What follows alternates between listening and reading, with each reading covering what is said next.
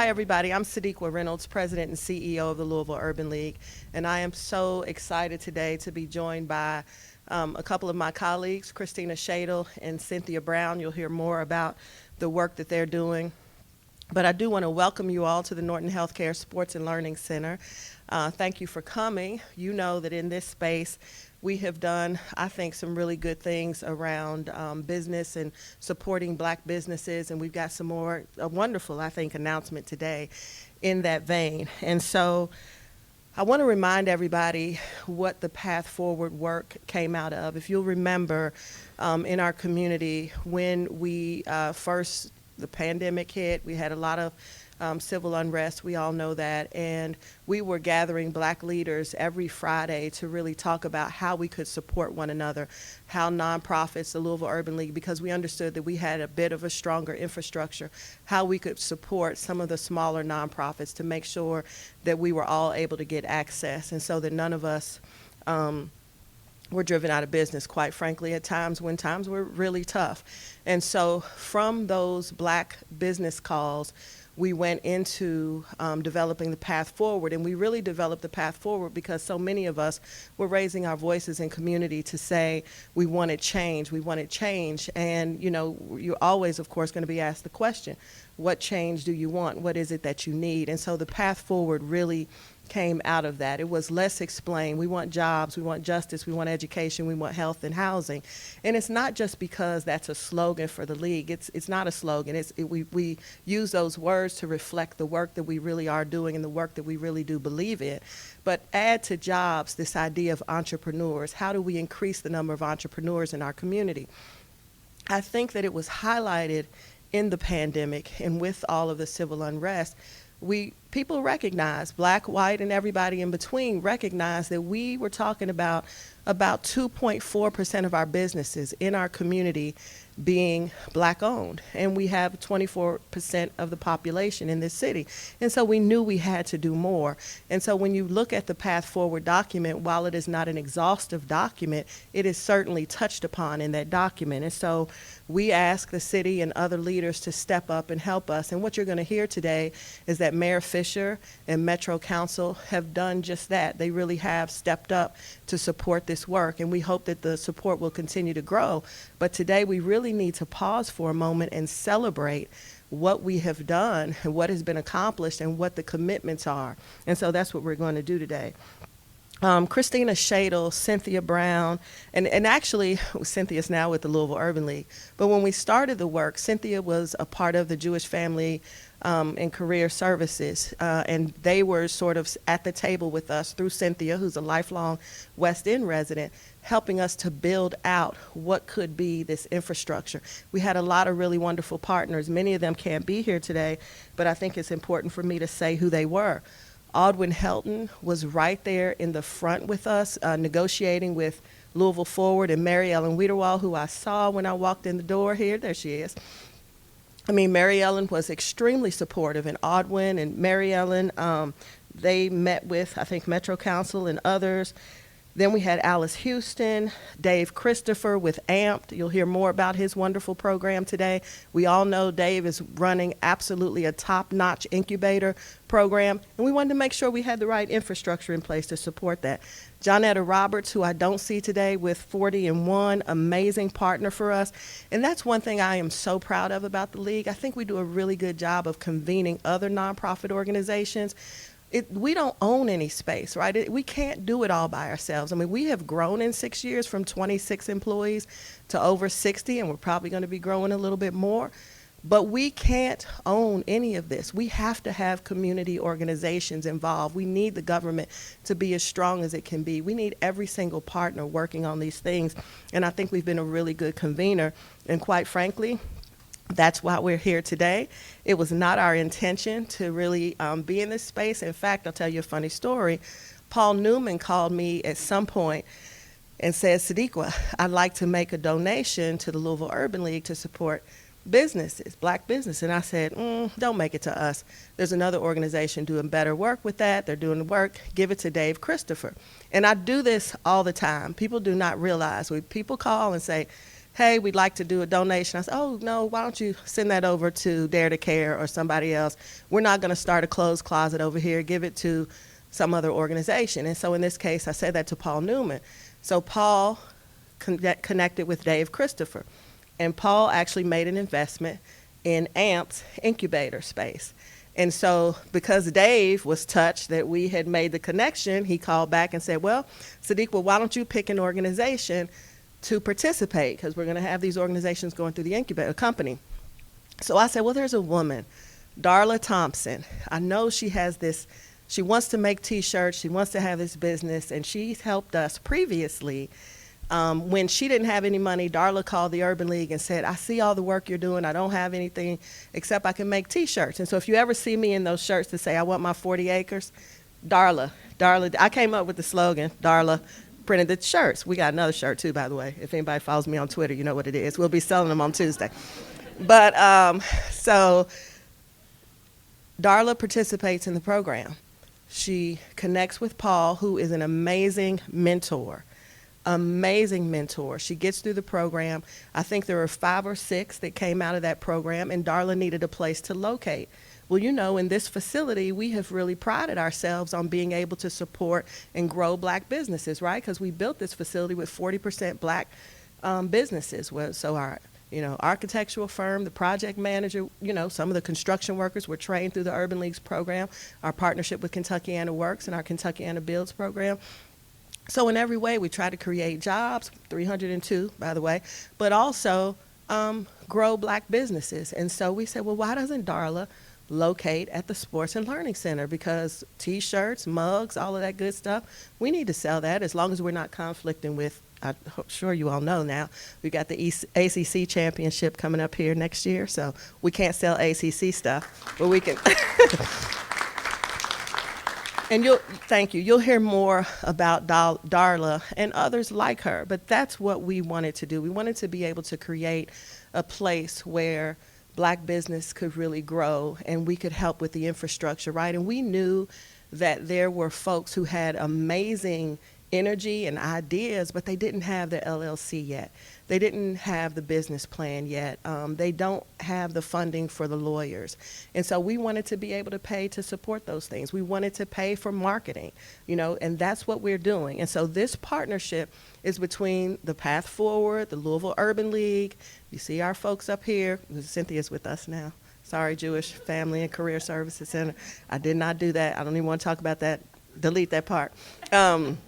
But anyway, so it's the Louisville Urban League, Path Forward, AMPed, and then SBDC. And you'll hear from our partners today. And then, of course, you're going to hear from the mayor because Louisville Metro has been amazingly supportive of us. And that started with Mary Ellen Wiederwald, but it could not have happened without Mayor Fisher and also Metro Council. And so I want to say thank you, and you'll hear more from them a little bit later.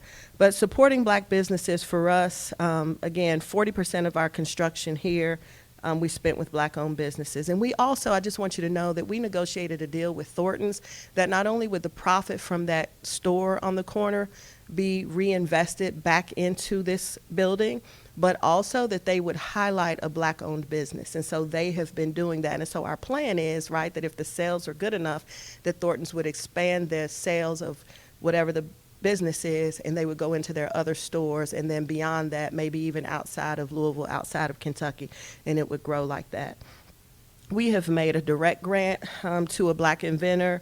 You all know that. We are also doing some support around the Juneteenth, you know, celebration. I think we want to make sure that we recognize and remember what Juneteenth is all about, but certainly we want to support black business owners as well, so we'll have a lot of business owners there. L Home has also been a good partner for us. We have been at the table as they have began to redevelop themselves, and hopefully we'll see them even be more helpful. Again, Mary Ellen Wiederwald has been key in that redevelopment. And then now Keith Talley, welcome.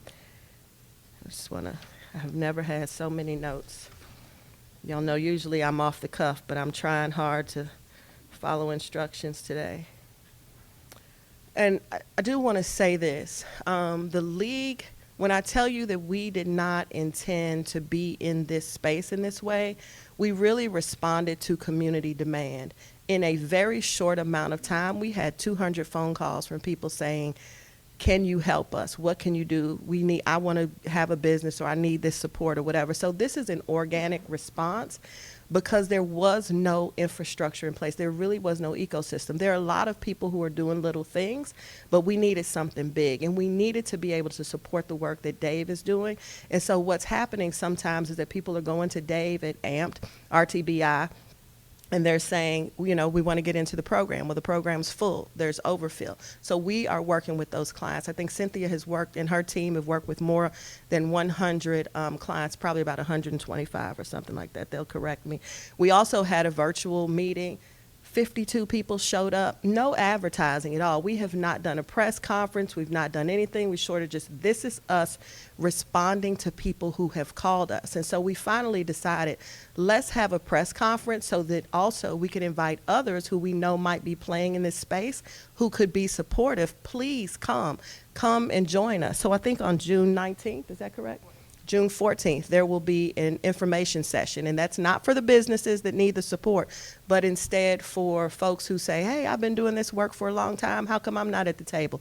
It's not our intention to leave anybody out. We know that there's some good work going on with some other organizations in town, but again, we wanted to create a pipeline, a real ecosystem, one front door, if you will, and the Urban League could be that. And so that's really what we're doing. And so when RTBI has their overflow, they send folks to us. Cynthia is working hard with RTBI on some of the processing to get folks in. So in every way, this relationship is seamless. So hi, Aaron. I didn't see you out there. And under Cynthia's leadership, the Black business is what we are offering is one-on-one business coaching with a focus on business fundamentals, business plan development, LLC establishment, business registration, business banking, one-on-one financial coaching with assistance in preparing revenue and expense assumptions, establishing budgets, identifying total capital needs, one-on-one credit repair counseling for those whose personal financial situations are impeding their ability to really access financial services. And listen, that's very real. We had to make sure people understood if your personal credit isn't worthy at this point, you're not going to be able to get a business loan. These things are connected. So we have to, work on that, and we are. And we've seen folks coming to the table really excited. So we had a soft launch of our services that started in January. Again, no press, no nothing. We have had 146 clients as a result of that. So I just corrected myself. Not 120, but actually 146. Thank you. And so you are going to hear from some of our partners today. You'll hear from the Small Business Development Center. You're going to hear from AMP's RTBI. You'll certainly hear from the mayor. We also want to recognize Keith Talley, who is president and CEO of El Home. If you could wave at folks. I don't know if everybody knows you, so why don't you stand up and show your face? Yeah. And let me say this, since their inception, I don't think people recognize it because most of these organizations don't have marketing and PR. None of us really. This is why we do a lot of earned media, but anyway. 78% of El Home's loans have gone to Black customers, and I'm not sure they've gotten the credit that they deserve. No organization is perfect, but that's a big deal.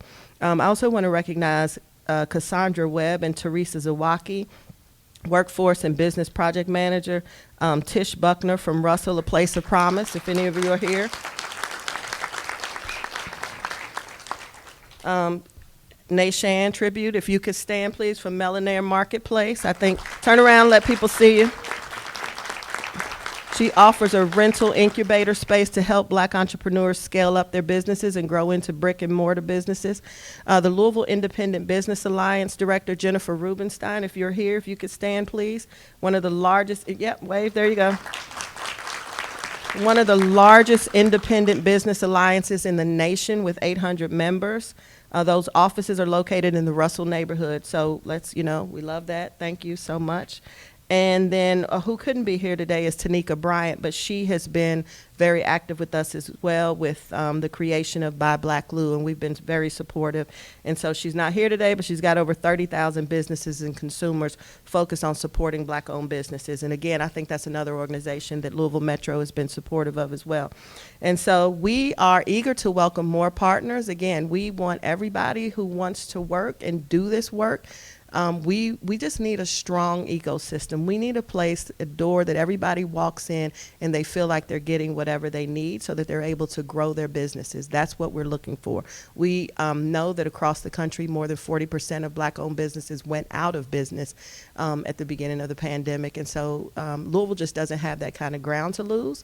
And so here we are. You'll hear about some investments. I'm trying to make sure I get it all right.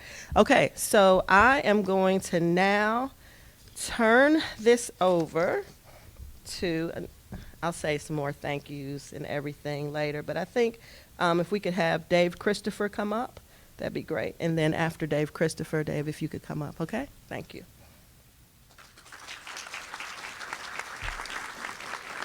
So first of all, thank all of you. Tanika covered a lot of what I was going to talk about, but one of the things I think she doesn't know, and I'm sure it makes sense, is that because of the path forward, that's what got me sort of angry enough to want to do the work that we wanted to do. So once the path forward started getting together and talking about all the issues that we were dealing with, I was reading a report about the state of Black business in Louisville, Kentucky. And when you consider the fact that Louisville, Kentucky at the time was 24% Black, but only 0.8%, and I say 0.8% because the number is 2.6 for minority-owned businesses. But when you break that down, it's actually less than 1% of the businesses are Black-owned. I was reading a report this morning that was published in April of this year that says nationally it's only 6%. 6% of businesses nationally are Black-owned. That's ridiculous. That makes no sense. And what I know is, and what I knew then and I know now and I'll know forever, is that we have what is necessary, what it takes to be successful in business. We've always been thrown the curveball. And when we can hit the curveball, then they take away the home run. And every time that we try to do something, when you look at Old Walnut Street and you look at what happened in Oklahoma and all the different things that where we made progress, we were pushed back. I think this is a unique time. And I said in 2020, one of the things I thought about at the time that I came with the Business Incubator, which was in April of 2020, at the onset of the pandemic and all the racial unrest with everything that was going on in the city, my thought was, I need to create something in this moment that you can't take back. And so I was a mad rush to try to make this work. And in April of 2020 is when I actually sent it to Louisville. I sent it out to Louisville Ford and a bunch of other people, because one of the things I tell people, our businesses, is that, you know, people worry about people stealing your idea. And the fact is, a lot of people are too lazy to do anything with your idea. So I put together this initially 7-page plan. It turned into a 17-page plan, and I sent it out to all the people that I trusted and believed that could punch holes in it and then make it better. Because my goal was not to get credit for this program, but to create a successful program. And I fully understood that I needed all of the different parts and pieces. I needed government. I needed foundations and corporations and partners like Louisville Urban League to make this work. And if you understand this, that no man or woman is an island unto themselves, and there's no such thing as self-made, then you understand that it takes all of us together. And so if we are proud of nothing else, we are proud of the fact that we believe in partners. I'm looking at a lot of faces I know can testify to the fact that we share all of our resources. We make sure that everything is there for everybody. So I want to thank Louisville Urban League, because what I realized too was that where we are, when we opened up, it's like there was no such thing as a Black business startup community. When we opened up the incubator, there was a flood of people. And I know Sadiq said they've served 125. We had, and Cynthia can tell you this, is that we had a waiting list at the time of the first application of over 500 businesses. Those 500 businesses didn't drop from the sky. Those were people out there that had nowhere to go, didn't know where to go. And once we created the Russell Technology Business Incubator, they realized now we have a space. And even to this day, because part of what our program has is mental health counseling.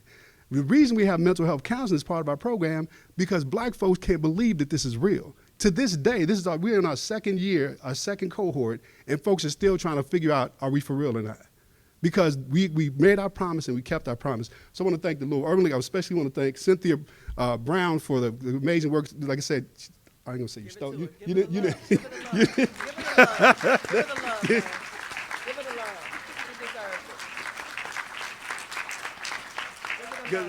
Because I've known her for a while, and I ain't gonna say you stole her, but I ain't saying, but I'm gonna say I'm glad you did. But but no, seriously, but understand that it takes all of us, right? It takes, and here's the thing, is that I'm still concerned about this, and I know a lot of the black businesses that we serve, black Latinx businesses, are still concerned about people going back to business as usual. But I think if we fight hard enough and strong enough, then we can make this work, and it can be elastic, because it's about being sustainable, right? So I understand, I tell people with AMPed, we don't take credit for the ability of the people that we serve. Everybody that walks through our door has the ability. They lack the resources. And if we can continue to give those folks the resources, because nobody has, get this, just this morning, this wonderful lady right here, check this out, gave a donation to AMPed. One of the businesses that we start with is now already giving back. Can you believe that? That's how this works. That's what this means, right? Is that the dollar's in a position now that she's being successful that she can start to put packet back into the system. This will go to help another business. So am I 4 minutes up? Okay. Well, anyway, but look, I'm gonna leave it right there because I could go on and on because this is what I care about. This is what we all care about. And if you don't, that's okay. I don't care. Like I tell people, I ain't worried about what you do or don't do. We gonna do this. So thank you. Thank you.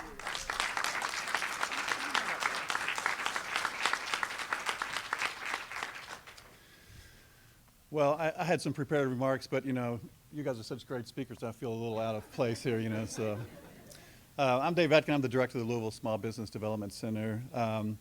And Tanika, thanks for having us today, and thank you guys for putting all this together. This has been, we've always had a great partnership with you. You did say something really true that, we as nonprofits, we don't have a marketing budget, so people don't know what we do half the time. Most people were probably thinking the SBDC, what is that, So we've been around about 40 years, and we're funded through the SBA, the University of Kentucky. The mayor, thank you very much. And then we have partner organizations like the Urban League and the Center for Entrepreneurship that help us operate. And we kind of had an epiphany, just like Dave did, when the pandemic hit, that we need to do something different and do it better. And our leadership was saying, now just be quiet, don't do anything, because we don't know what's going on. We said, we can't do that, so we just launched into it. And since the pandemic, that's always like our birthing point, I think. We helped small businesses in the community raise almost over $35 million in debt and equity. We helped start 115 new businesses. We helped create 3,400 new jobs, and we had 8,600 people come to our training events. And what's cool about all that, 47% of those are black entrepreneurs and black-owned businesses. We had 3,700 clients in that 2-year period. And there's only 4 of us, and they're sitting right over there. There's 2 there, and Tony's around here somewhere. But we did all that just alone. So we really wanted to do more, but we can't because we're constrained. But we can do more with partners like Tanika and Cynthia. And Louisville is a cool place because we all have these organizations, and we all work together, kind of a loose, force for good. But put something together where we have more structure, and this Center of Entrepreneurship kind of does this. What we're really good about is raising money and putting business plans together. Since there's only a couple of us that can do all this work and handle all these people, we really needed to kind of separate things out. So we worked with Tanika and Christine and Cynthia a lot, and we came with this process where they can handle the stuff that's kind of groundbreaking, foundational, that we don't have the time for or the resources for, and the Center for Entrepreneurship has services that we don't have and we can't provide. So when they come out of that, and they come out of Dave Christopher's, they're at a place where we can put things together quickly and get them to the right funding sources, because that's what we do best. So by dividing and having all the little specialists, we can really do a heck of a lot more than we've been doing in the past. And I really want to thank you for all your leadership, and Cynthia and Christina. It's been great, and we're going to do good stuff. I feel it coming, so watch out. That's right. All right. And at this time, I'm going to invite Mayor Fisher up to announce his support of our launch for this Center for Entrepreneurship. Thank you, Mayor. Thank you, Judge. Appreciate you. I always call Sadiq with the judge. That's how we first got to know each other. But thanks, everybody, for coming up today. We got a lot of momentum in the city, so it's just wonderful to continue to see the announcements and the actions that are already in place that creating this momentum, and that is why, Dave, to your point, it's unstoppable at this point in time. When you think about some of the anchor institutions that we have in the community, we're standing in an offshoot of one right now. The Louisville Urban League has done amazing work in our community for a long period of time. And, of course, this place right here, the Norton Sports Health and Learning Facility, has quickly become not just the talk of the town, but the talk of the country as well in terms of what placemaking, intentional placemaking can do that's led by black-owned organizations, black-led organizations, with lots and lots of community conversations behind an entity, this entity in particular, amongst others. So we're really appreciative of that tremendous work here. And so now when we're thinking about, one of the best ways to predict success is to look at what's happened in the past in terms of success. So the Urban League's got a great foundation of success. So when we talk about having a new front door for Louisville's small business resources ecosystem, the Urban League is obviously a really logical place to be. And many of the partners have been spoken about already here, and these are not partners that have just started yesterday. These are folks that have been doing this work for decade-plus type of work, and people that have dedicated themselves to this type of work. I do want to thank Mary Ellen and Keith, who were part of Louisville Metro government, for a lot of the work that went into this coming together here as well. You mentioned Keith with LISC. Keith is still working for Metro government as well while he's transitioning to help us get through our budget process. A new budget starts July the 1st. So you're an amazing citizen, Keith. Thank you for your work in doing that. And Mary Ellen, for all of your passion toward the work we're discussing here today. So thank you. Let's give it a round of applause for these good public servants. So we really couldn't be prouder and more grateful to be supporting the Center for Entrepreneurship. The bottom line is you cannot have enough entrepreneurs in a city. And when we talked 11 and a half years ago about our city value, the first value was lifelong learning. Because if you have a city of lifelong learning, guess what? That means you got a city of a whole lot of entrepreneurs. Because it's that type of curiosity and research that's required to build a successful business, and not minding when you fail and when you fall down, because that's what entrepreneurship is all about. I almost went bankrupt twice myself. I had a lot of challenges. I was a white guy, so I don't have near the challenges that a black entrepreneur has, and our society needs to recognize that and offer those type of tools that are needed in order to succeed. Capital is one of them. When we talk about the wealth difference in our country between if there is such a thing as an average black family and an average white families have been able to accumulate wealth over generations. Black families have not been able to. Well, what's it take to start a business? Wealth. Okay, well, how are you supposed to start a business if you've been institutionally disadvantaged for generations and generations? That's an example. Tools, know-how, marketing. Dave and I are always talking about how do you scale a business? Scaling a business is very different than starting a business. So what are those tools that you need when you're doing something like that? So often with entrepreneurs, and I can testify, when you start a company, you don't know what you're getting into. You got a passion towards something.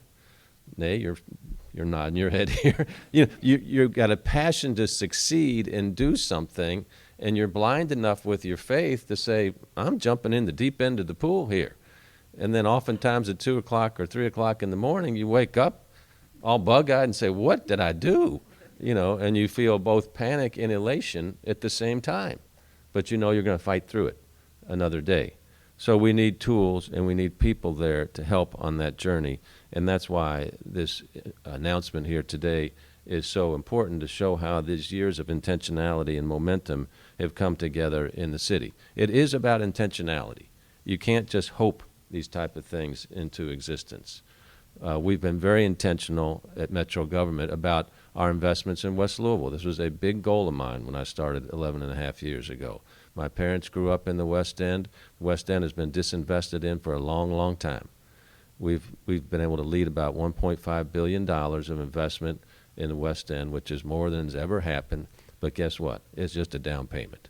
Okay, when you still see all of the need that we have, and when we talk about equity, that's why the West End is at the front end of the conversation, because it deserves to be at the front end of the conversation. But then when you see the momentum of anchor institutions like this here, or the new Beecher Terrace, or the park that's going to be going in across the river, or the work that's taking place on Broadway, that's the result of a lot of planning and a lot of intentionality to where then the economy comes back, which makes it easier for entrepreneurs because they have to have a market and have to have wealth to be involved. So that's the big number. On the other number, we've allocated funds specifically aimed at supporting black businesses, including $2.7 million for a path forward to create Small Business Assistance Fund. And when I say we, yep. And when I say we, I'm just having to be the mayor up here talking. We is the citizens of Louisville, okay? That's the taxpayers' money that's going toward this, and this is a very smart investment. An additional $100,000 for minority business incubator assistance, and then $25,000 to support capacity building for the Black Business Association. So about $3 million there, and I'm sure there'll be more coming as we face more and more good news here. We created the role of West Louisville Senior Economic Development Manager and hired Keisha Allen to fill it. So Keisha, you're in there. You're in the keeping a low profile. Now, come on up here. Everybody needs to see you. You're in sales, okay? Now she's embarrassed a little bit, but come on up here. Well, you need to know Keisha because, again, so many folks don't know what is available. And I had somebody just yesterday that you're going to hear about this morning if you haven't already that says, here's what I'm doing. I could use some help. Well, they don't even know what they qualify for. Okay, so oftentimes it's just a phone number and a call to somebody like Keisha here that say, okay, let's walk through the process here.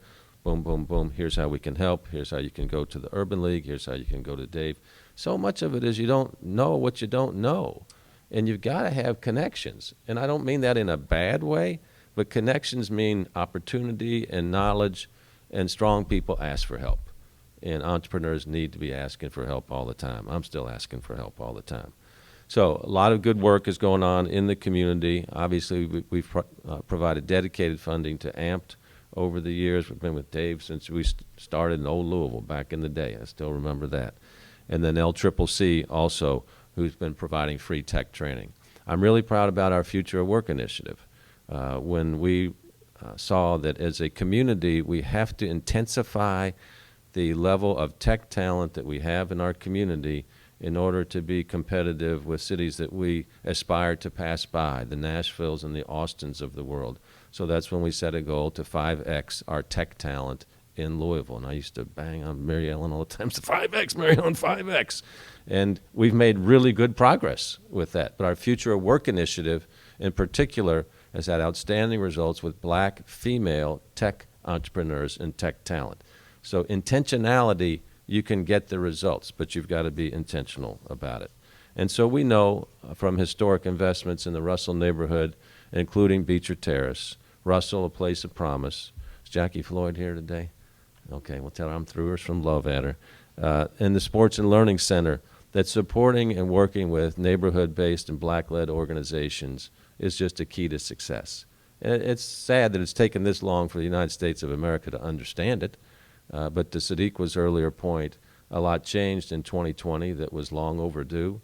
And I can tell you, I do not sense any decrease in momentum in our city in this regard. If anything, the successes that we're building are increasing more momentum that are coming off of this. And that is long overdue. But let's celebrate the fact that it's happened and make sure that it will continue to happen. And whomever the next mayor is, make sure that they continue making it happen as well. So we're really proud to support all this work, and I'm grateful.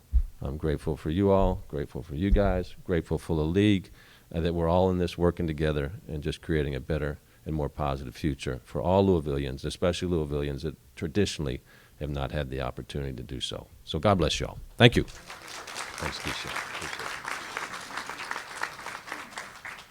At this time, I want to turn it over to the person one of the people you've been hearing about. Thank you so much, Mayor. Thank you for the investment. You all didn't get as excited as I thought you would. Did you know already? Because I think it's a pretty big deal to get $3 million for this work, but whatever. Maybe it's just me. And so I want to turn it over to Darla Thompson. Now I want you to hear from her. She owns Sojourney, which is located right down the hall here. Darla, if you would come on up, and we will hear you for a few minutes. Just give us a little bit more time. I'm Darla Thompson, the owner of Sojourney LLC, screen printing and sublimation printing company. I would first like to start off by thanking Dave and RTBI for the opportunity to connect with Paul and receive equipment and training to add a new product line in sublimation printing. And I can't let the moment go by without thanking Shadiqua for allowing me to locate Sojourney inside the Sports and Learning Complex, where in the first quarter I've seen 150% revenue increase.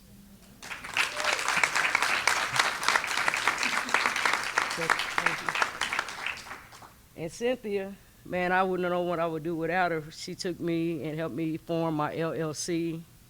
And I used to not like processing credit cards, but she made me feel comfortable with processing credit cards into my business banking account. And Christina, she's been my everything. So thank you for all that you do. And Paul, thank you for your mentorship, the equipment, access to customers, and friendship. And what this has personally meant to me, when I got the phone call from Shadiqua, I was in the barbershop cutting hair, and I told my client, here, hold these clippers. He's like, what's wrong? He's like, I gotta be at work. I said, you gotta wait. And so I ran to my back room. I said, Shadiqua Reynolds of the Urban League? She said, yes. She said, well, how would you like to start a new business? I said, what? She said, you get free equipment, everything. I said, are you for real? She said, yes. So then she told me about Dave at RTBI, and I went, and they prepare you for everything. Like he said, they give you mental health counseling. They give you stuff that you're gonna need to grow your business. And I'm so grateful that the collaboration of these partners come together for minority businesses such as myself to give us an equal opportunity and equal access to be able to leave a legacy for future generations of wealth. So I want to thank you guys for all y'all do. Thank you.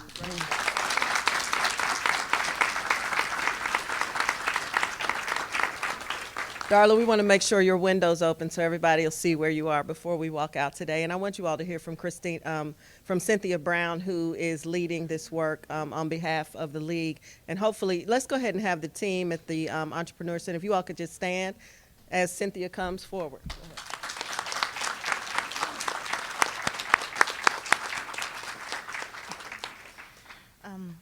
I want to thank everybody for being here today. This is a really exciting and a celebratory moment for me. This has been about 2 years or so worth of work. So to actually be able to announce the launch of the Center for Entrepreneurship is just everything for me today.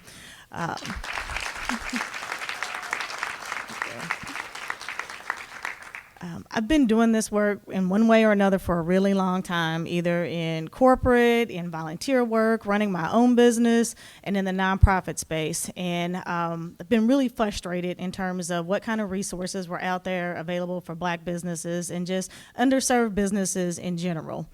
And to finally see the culmination of that lack of resources finally coming together in a way that actually makes sense has just been, I've worked with Christina over the last 2 years, and we've talked about it, and we've wrote concept papers, and we've gone back and forth, and we've really tried to understand, like, what are the gaps? What are we missing? We know that there are things that we think folks are missing, but let's hear from them from what they're actually missing.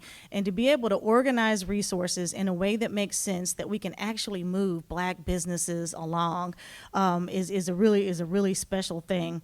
During the pandemic and during the social unrest that followed, frustration was really, really at a high level. And what came out of that, I think, was something actually really beautiful. It was a really rough time, and I think everybody was up to here with everything, but what has come out of that is just this willingness to work together. I have never been in a space where so many people have been willing to come to the table with the same mission in mind and the same goals in mind, and everybody really identifying what their lane is, what are we really good at. And so we've been able to take all of that and things that everybody is doing and to put that together in a way that makes sense. And I keep saying making sense because after doing this for so long, you would have resources over here and you would have resources over there, and people would hop around from one thing to another, but really not getting that next thing to to move the business forward. So being able to kind of create this ecosystem and to be able to step in this space as a league, as the front door, is really going to get people into an entry point into access to resources. We can help them navigate that. And then not only help them navigate, but those resources are actually there. We don't just say, hey, you know, before you can get financing, you really need to get your credit fixed. We can say, you need to get your credit fixed, and you know what? We've got a person on our team that can work with you on getting your credit fixed. So I want to thank everybody for being here and being supportive, and I hope this work continues and that we can keep this spirit of collaboration. And I just have to throw out a shout out to my partner over here, Christina. Before we started this work, I had never met her before, and everything was via Zoom. I think we worked together for about a year before we actually met each other in person. And so she's put in a tremendous amount of effort and been my go-to. We talk every day, sometime well into the night, 10, 11 o'clock on weekends, even just talking through things. So I really want to thank her for the support that she's been able to provide and the knowledge that she's brought to this. And I also want to thank Sadiqa, because without the support of an organization, nothing really happens. We can do a whole lot of talking and saying this is what needs to happen and this is what needs to be in place. But, you know, she didn't even really bat an eye when we said, you know, this is kind of what we're seeing. And I know the Urban League has never really done business development, but like people keep calling and they keep coming here and they're coming over to, you know, the AMP. And we need to figure out a way to really be able to work with those people, because we were just madly trying to triage people. Like, where do we send them on? What do we do with them? But to have the support of a leader that says, okay, if that's what you all say is needed, then I guess that's what we're going to do.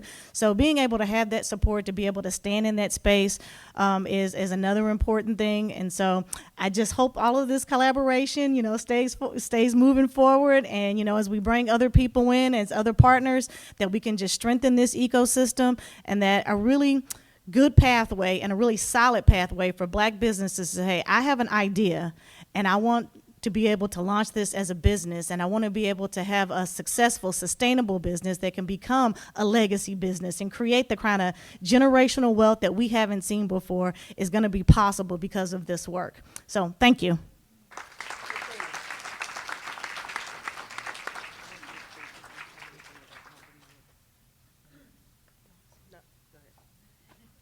I sincerely have nothing else to add other than to say I'm just really grateful to be a part of the work. And I think we have an opportunity, all of us, to lean into this work and to continue to invest and to take, you know, sort of early seed funding in this and really watch it scale and grow for a sustained amount of time, right? This is not an 18-month initiative, you know, like so many that we've seen before. It's not something that's here today and gone tomorrow. So the goal really is to keep these investments now, for us all to be able to look back at a point in time and see what kind of scale has come from that. And I hope there'll be a lot more Darla. She's going to outgrow her space over here, move into all the different opportunities throughout the city, and I'm sure there's lots and lots of others who are going to come with her. So thank you.